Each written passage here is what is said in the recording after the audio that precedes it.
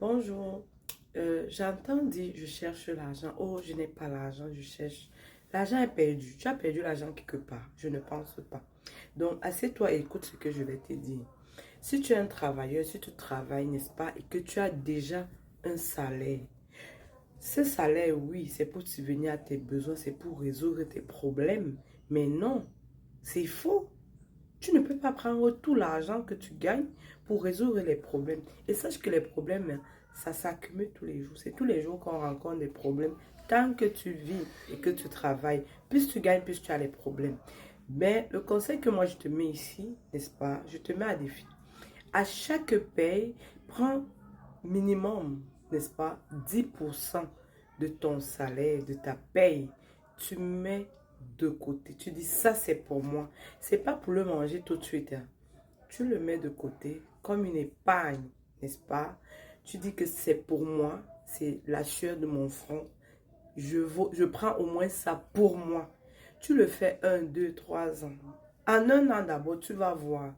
Oublie que tu as mis cet argent de côté.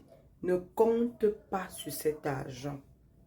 Ne pense pas à cet argent, quel que soit le cas, n'est-ce pas?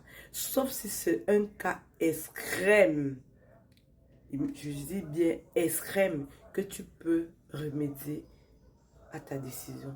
Mais au départ, ces 10%, n'y pense pas. Si tu as la possibilité de le mettre en compte bloqué, bloque ces 10%. Tu verras que tu as de l'argent. Tu es capable d'avoir plus d'argent. Pour le reste, que tu restes, quand tu arrives les 10% et qu'il te reste encore, n'est-ce pas? Dans cet argent, budgétise tout ce dont tu as besoin. Tes charges fixes, tes imprévus, euh, tes...